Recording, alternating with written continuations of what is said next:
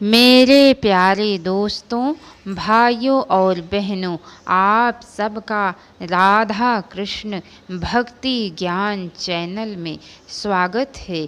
आज मैं आप सबको शिव महापुराण की कथा सुनाने जा रही हूँ, जो कि बड़ी अच्छी और बड़ी रोचक है, जिसकी कथा सुनने से भगवान भोलेनाथ बड़े ही प्रसन्न होते हैं।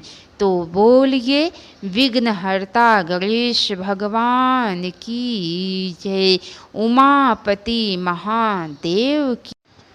चलिए दोस्तों, आप सबको आगे की कथा सुनाती हूँ। नंदीश्वर कहते हैं कि हे मुने, अब तुम हनुमत चरित्र का श्रवण करो। हनुमत रूप से शिव जी ने बड़ी उत्तम लीलाएं की हैं। एक समय की बात है, जब अत्यंत अद्भुत लीला करने वाले भगवान शंभु को भगवान विष्णु के मोहिनी रूप का दर्शन प्राप्त हुआ। तब कामदेव के बाणों से आघात होकर उन परमेश्वर ने राम कार्य की सिद्धि के लिए अपना वीर्यपात किया। तब सप्तर्षियों ने उस वीर नंदीश्वर कहते हैं कि हे मुने, पांडु पुत्र अर्जुन ने अपनी अनन्य भक्ति देखकर भगवान महेश्वर ने उन्हें अपना पाशुपत नामक महान अस्त्र प्रदान किया और समस्त शत्रुओं पर विजय लाभ पाने का आशीर्वाद दिया। हे मुने, इस प्रकार मैंने आप सबको लीलामय परम कौतुकी भगवान शंकर के किरात अवतार का वर्णन किया। जो इसे सुनता है अथवा दूसरे को सुनाता है, उसकी सारी मनोकामनाएं पूर्ण हो जाती हैं। कोटि रुद्र संहिता 12 ज्योतिर्लिंगों का नाम। ऋषि बोले, सूत जी, आपने संपूर्ण लोकों के हित की कामना से नाना प्रकार के आख्यानों से युक्त जो शिव अवतार का महात्म्य बताया है, वह बहुत ही उत्तम है। तात आप पुनः शिव के परम उत्तम महात्म्य का तथा शिवलिंग की महिमा का प्रसन्नता पूर्वक वर्णन कीजिए। भूमंडल में अथवा अन्य स्थलों में भी जो जो प्रसिद्ध शुभ शिवलिंग विराजमान है, भगवान शिव के उन सभी दिव्य लिंगों का समस्त लोकों के हित की इच्छा से आप वर्णन कीजिए। सूत जी ने कहा, महर्षियों, संपूर्ण तीर्थ लिंगमय है, सब कुछ लिंग में ही प्रतिष्ठित है। उन शिवलिंगों की कोई गणना नहीं है, तथापि मैं उनका किंचित वर्णन करता हूँ। संसार में कोई भी वस्तु शिव के स्वरूप से भिन्न नहीं है। मुनि श्रेष्ठ शौनक, इस भूमंडल पर जो मुख्य मुख्य ज्योतिर्लिंग है, उनका मैं वर्णन करता हूँ। उनका नाम सुनने मात्र से पाप दूर हो जाते हैं। सौराष्ट्र में सोमनाथ, श्रीशैल पर मल्लिका अर्जुन, उज्जैनी में महाकाल, ओंकार तीर्थ में परमेश्वर, हिमालय के शिखर पर केदारनाथ, डाकिनी क्षेत्र में भीम शंकर, वाराणसी में विश्वनाथ, गोदावरी के तट पर त्र्यंबक, चिताभूमि में वैद्यनाथ, दारुक वन में नागेश, सेतुबंध में रामेश्वर तथा शिवालय में घुमेश्वर का स्मरण करें। जो प्रतिदिन प्रातःकाल उठकर इन 12 नामों का पाठ करता है, उसके सभी प्रकार के पाप दूर हो जाते हैं और उसे संपूर्ण सिद्धियों का फल प्राप्त होता है। इन लिंगों पर चढ़ाया गया प्रसाद सर्वदा ग्रहण करने योग्य होता है। उसे श्रद्धा से विशेष यत्न पूर्वक ग्रहण करना चाहिए। ऐसा करने वाले के समस्त पाप उसी क्षण विनष्ट हो जाते हैं।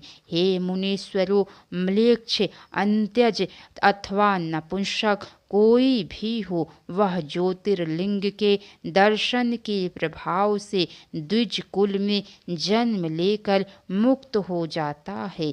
इसीलिए ज्योतिर्लिंग का दर्शन अवश्य करना चाहिए। इस प्रकार संक्षेप में इन ज्योतिर्लिंगों के दर्शन के फल का वर्णन किया गया है। अब इसके अनंतर इनके उपलिंगों का वर्णन भी यहाँ विस्तार पूर्वक प्रस्तुत किया गया है। काशी आदि के विभिन्न लिंगों का वर्णन सूत जी कहते हैं। गंगा के तट पर परम प्रसिद्ध काशी नगरी है, जो सबको मुक्ति प्रदान करने वाली है।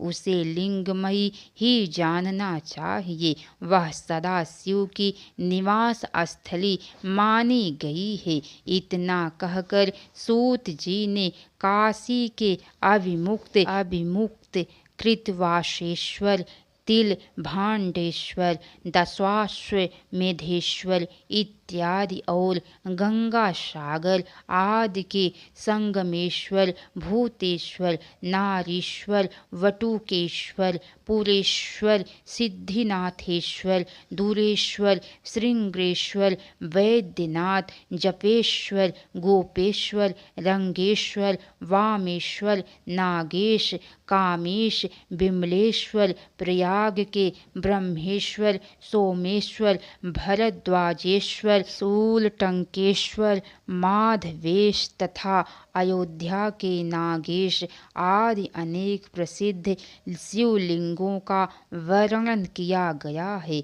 अत्रीश्वर का प्राकट्य एवं मंदाग्नि गंगा का आविर्भाव। सूत जी बोले, ब्रह्मपुरी के समीप चित्रकूट पर्वत पर मत गजेंद्र नामक लिंग है।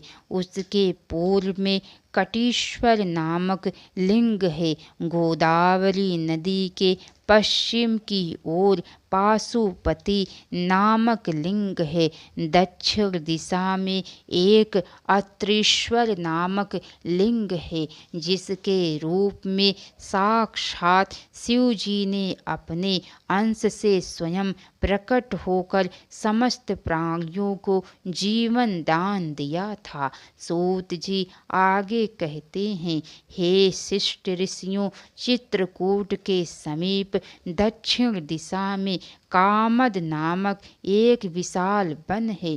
वहाँ ब्रह्मा के पुत्र महर्षि अत्रि अपनी पत्नी अनसुईया के साथ अति कठिन तप करते थे। मुनीश्वर अत्रि स्वयं आसन पर स्थित हो समाधि में लीन हो गए तथा आत्मा में स्थिर निर्विकार शिव स्वरूप परम ज्योति का ध्यान करने लगे। पतिव्रता अनसुईया प्रसन्नता के साथ निरंतर उन मुनि श्रेष्ठ की सेवा करने लगी। वे सुंदर पार्थिव शिवलिंग बनाकर मंत्र के द्वारा विविध मानत उपचारों से पूजन करती थी और बारंबार शंकर जी की सेवा भक्ति से उनकी स्तुति करती थी। उन अत्रि की तपस्या तथा अनसुईया के शिव आराधना से प्रसन्न होकर संपूर्ण देवता, ऋषि गण तथा गंगा आदि सभी नदियां उन दोनों का दर्शन करने के लिए प्रेम पूर्वक वहां आए और उन्हें देखकर आश्चर्यचकित हुए। वे अत्रि के शिवाराधन और अनसुईया की पति सेवा की प्रशंसा करने लगे। इस प्रकार उनकी प्रशंसा करके वे जैसे आए थे वैसे ही अपने अपने स्थान को चले गए। परंतु गंगा जी और शिव जी वहाँ स्थित रहे। एक दिन अनसुईया जी पति के लिए जल लाने वन की ओर जा रही थी। उनकी उस पति भक्ति से प्रसन्न होकर गंगा जी बोली, हे देवी, मैं तुम्हारे धर्म आचरण और शिव आराधन से तुम पर प्रसन्न हूँ। तुम जो चाहती हो उसे मांगो। तब अनसुईया जी ने कहा, यदि आप प्रसन्न हैं और मुझ पर आपकी कृपा है तो हे देवी, इस तपोवन में आप स्थिर होकर निवास करें। गंगा जी बोली, हे अनसुईये, यदि तुम भगवान शंकर के अर्चन और अपने स्वामी की वर्ष भर की सेवा का फल मुझे प्रदान करो तो मैं देवताओं के उपकार के लिए यहाँ स्थिर रहूँगी। पतिव्रता स्त्री को देखकर मेरा पाप नष्ट हो जाता है और मैं विशेष रूप से शुद्ध हो जाती हूँ। पतिव्रता स्त्री पार्वती के तुल्य है। इसके आगे की कथा दोस्तों आप सबको कल सुनने को मिलेंगी। तो कैसी लगी कथा लाइक करके कमेंट बॉक्स में ज़रूर बताइएगा। तो बोलिए हर हर महादेव। अब तक की सारी वीडियो देखने के लिए आप सबको बहुत बहुत धन्यवाद। राधे राधे दोस्तों कथा में जहाँ कहीं भी कुछ भी गलती हुई हो तो उसके लिए आप सब क्षमा कीजिएगा। आप सबसे मैं बारंबार क्षमा मांगती हूँ। तो बोलिए दोस्तों राधे राधे।